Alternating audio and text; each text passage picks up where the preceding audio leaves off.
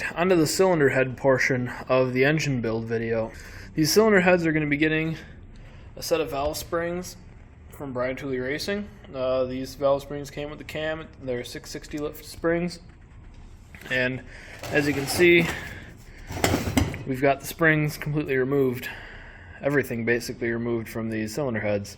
So since we've got the valves out of it to replace the valve springs, we're going to be going ahead and lapping the valves. So I got a valve lapper and some lapping compound from O'Reilly's or AutoZone.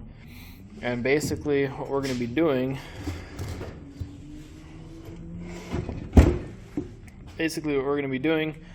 is putting the valve in the cylinder head. You put some of this paste on the valve seat right in here, and then you stick this to the top of the valve and work it back and forth in your hands like you're trying to start a fire. And it just kind of smooths in the valve seat between the valves and the valve seat in there.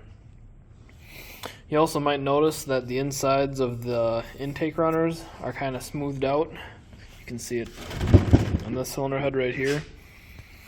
I also went ahead and took a die grinder with just a little sanding wheel or a sanding roll on the end of it, and just went in here and kind of smoothed out the rough casting. When they cast these heads, they're sand cast, and it leaves a bunch of bumps on here. So I just kind of went in there and smoothed it all out.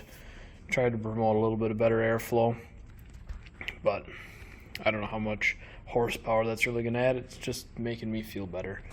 So I'm going to go ahead and start lapping in the valves. You want to make sure that whatever valve you put, like the valve that's going to go in this intake runner, make sure you lap it with that valve. So don't just use one valve and lap all of them.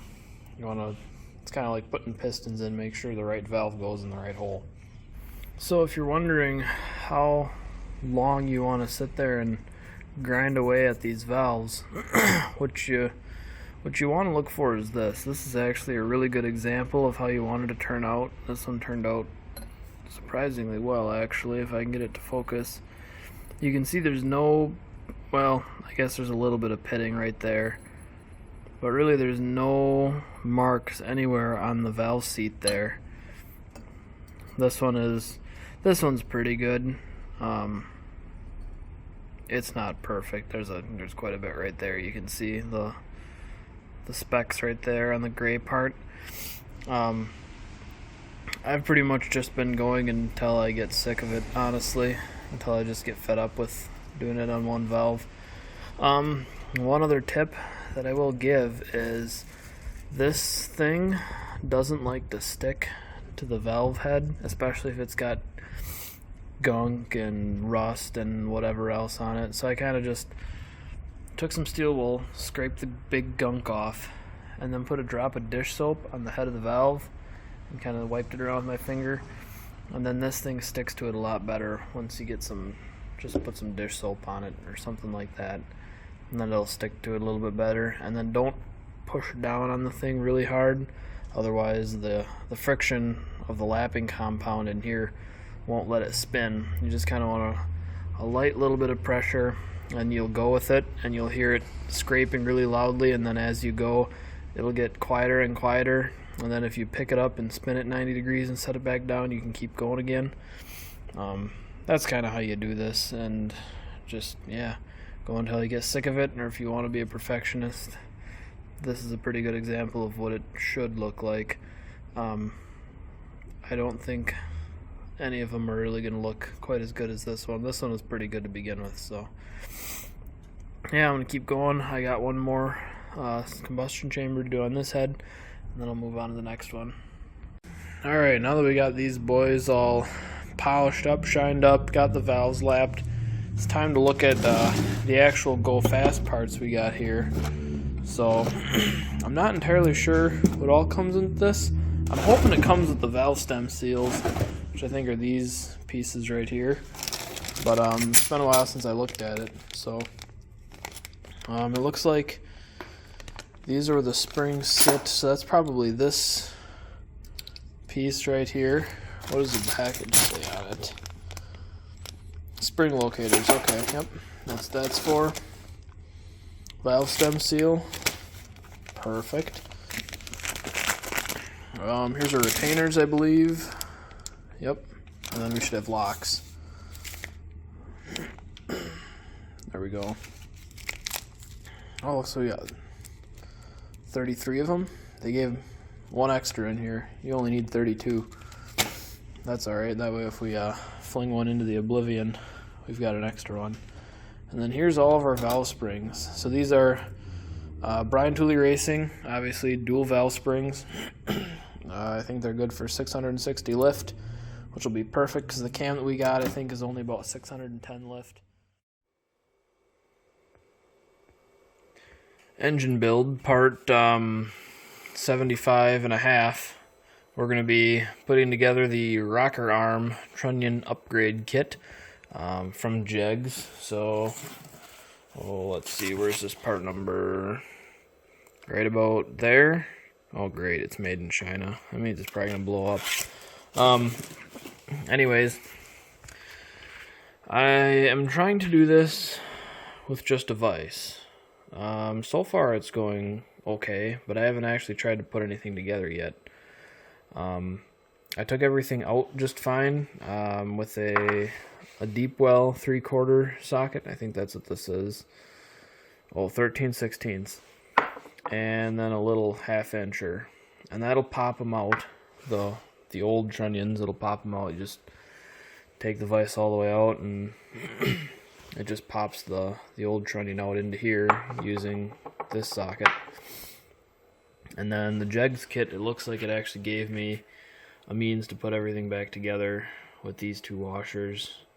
We'll see how that goes when we get there. The first thing that I'm doing though, well, the first thing the instructions said to do is put the new trunnions in some oil. I'm not sure what good that actually is going to do other than make a mess when I try and take them out, but I did it anyways. And then while those are soaking, I'm putting one needle bearing in each one of the rocker arms. You can see I've got those two already done. This would definitely be easier in a press, but it's working okay in the vise. So I'm just going to keep going. I'm just taking I'm grabbing one of those guys and then just kind of sandwiching it in here and then tightening the vise down until it holds itself and then cranking it all the way down.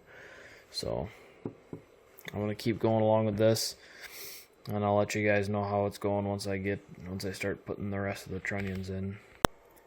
Alright, I think I finally actually came up with a halfway decent method of putting these things together. So I'm kind of going to show you how to do this. It would be way easier with a press, but we're working with a vise, so I figured I'd share some tips on how to actually get this to work. First thing you're going to want to do is take the rocker that you got. Make sure you already have one of these little needle bearings pressed into it, as you can see right there. And then take your trunnion that you had dipped in oil. I've had these drying off a little bit. And you're going to want to set it down in there semi-carefully so you don't knock all the needles out of this bearing in there. And then take your other bearing. They put these plastic caps in here, which is actually kind of nice because then when you accidentally drop one out of the package when you're opening it onto the concrete floor, the needles don't go flying everywhere. The other thing it said in the instructions is make sure that the part number is facing towards the outside. So I don't know if you guys can see that exactly. Yeah, there you can on the left. The numbers are.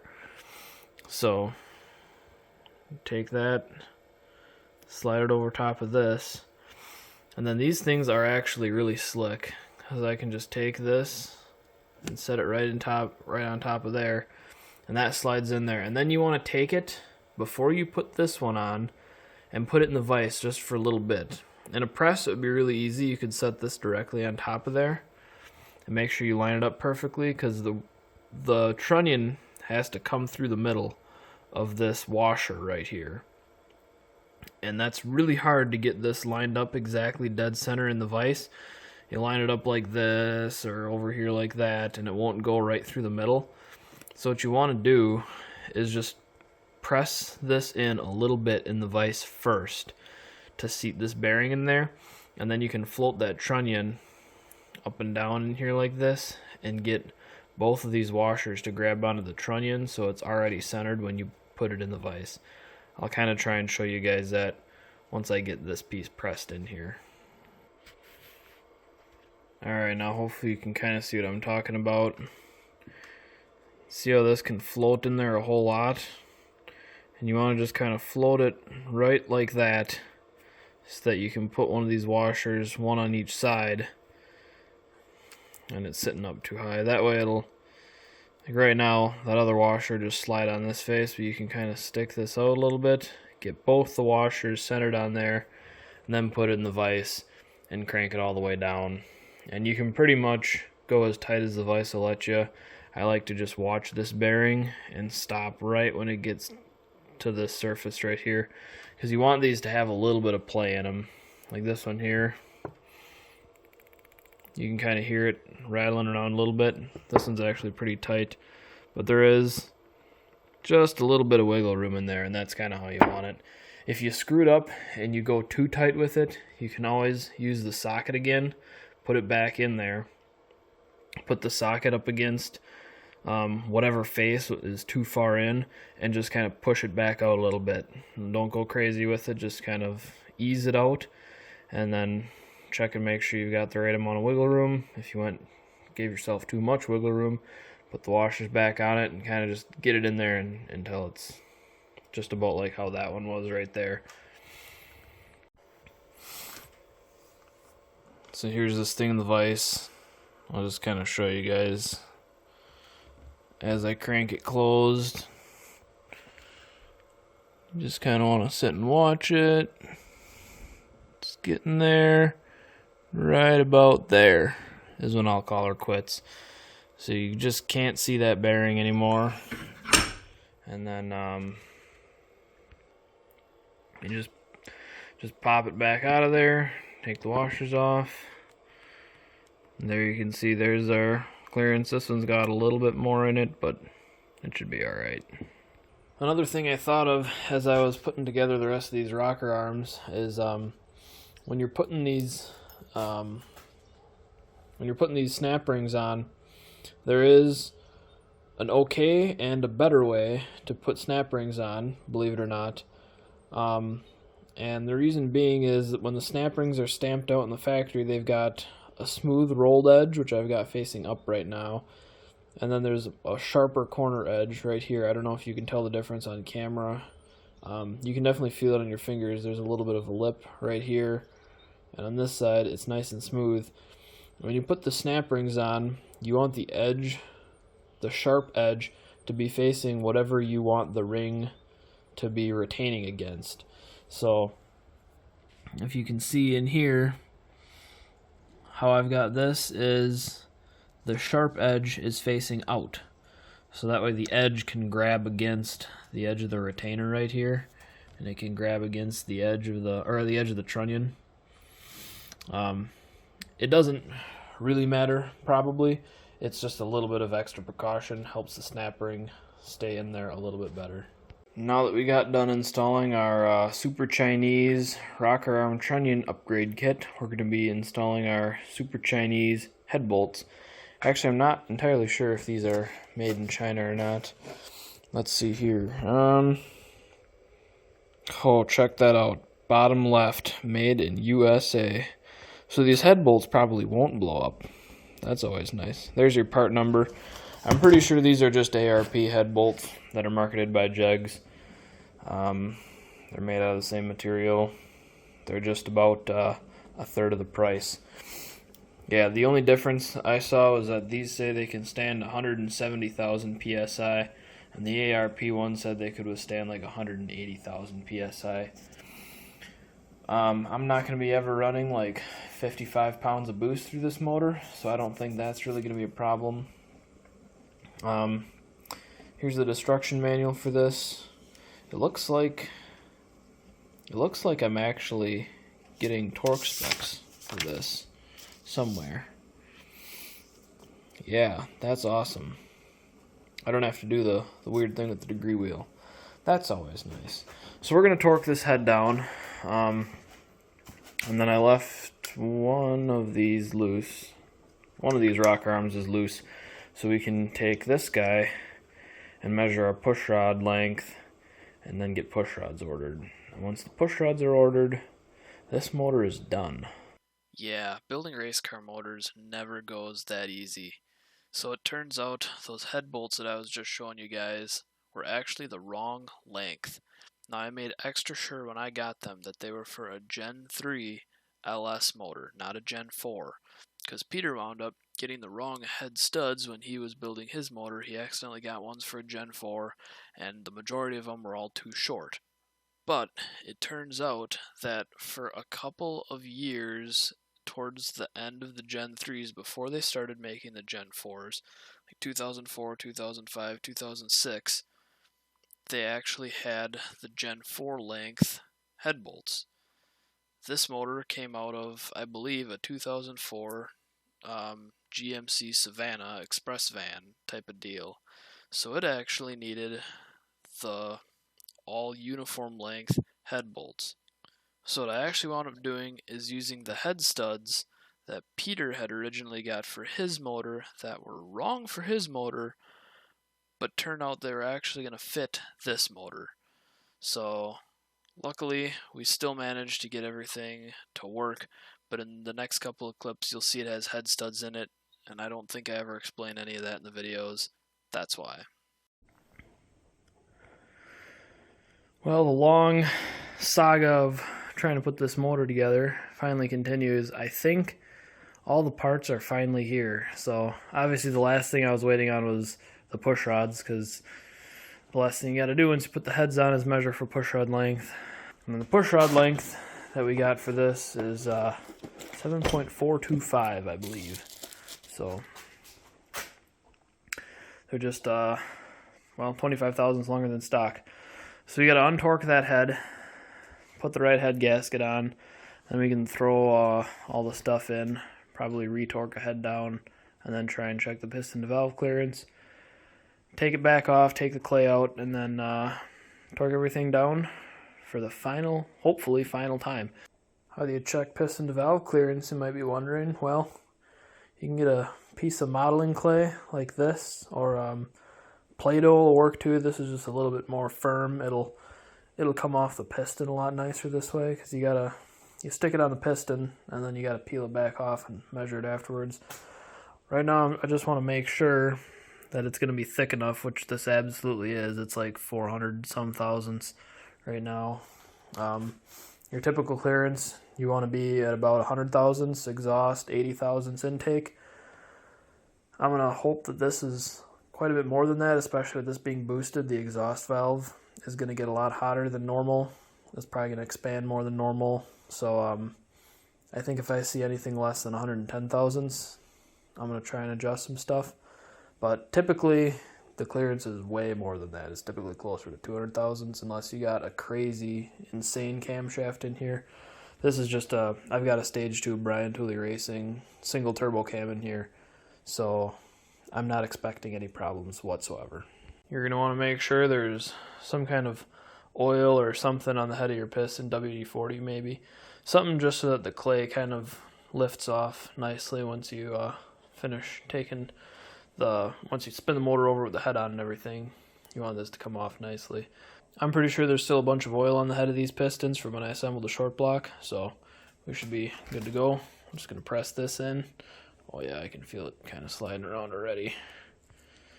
Just press it down kind of in the middle to bottom half of the piston here. And you don't want to press it too thin again, because you want your reading. You don't want it to be thinner than what your minimum measurement should be. So if you press this down to 50 thousandths, well, it still might be bad. Alright, well, here's our measurement. We're looking at like 112.5 thousandths, 113 thousandths. I said I'd be good with 110. That would be the intake valve either way, being on that side, I believe. and I really don't think the valve would be down that far. I'm pretty sure that's just the bottom of the head. If you see on these heads, they've got the flat part of the head, like, the piston comes up into here, and they do get pretty close. The piston actually comes up 8 thousandths out of the hole.